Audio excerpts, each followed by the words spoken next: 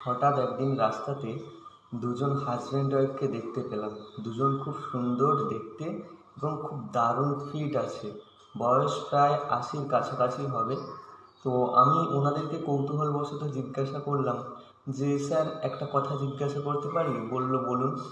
তো বললাম, আপনাদের বয়স এখন ৮০ আপনারাই বলছেন, তো এই বয়সে আপনারা দুজন কী করে এত ফিট আছেন? বর্তমান দিনে মানুষ যেভাবে আনহেলদি ওভারওয়েট হয়ে যাচ্ছে।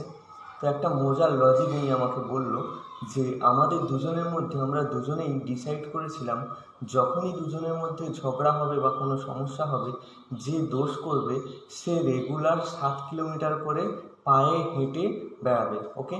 তো আমি বললাম, তাতে কী হলো? তো বলল, মাসে ২৬ দিনই আমাদের ঝগড়া হতো, প্রত্যেকবারই আমি দোষী হতাম আর আমি ৭ কিলোমিটার হাঁটতাম। তো ম্যাডাম কীভাবে ফিট? বলতো যে ম্যাডাম দেখতে আসতো যে আমি ৭ কিলোমিটার হাঁটছি কিনা, ওই জন্য আমার পেছন পেছন ম্যাডামও হাঁটতে আসতো। যে শাস্তিটা আমি ঝগড়া করার জন্য আমার হয়েছে ৭ কিলোমিটার হাঁটা, সেটা শাস্তিটা পালন করছি কিনা ম্যাডাম দেখতে আসতো, তাই ম্যাডাম ফিট আছে।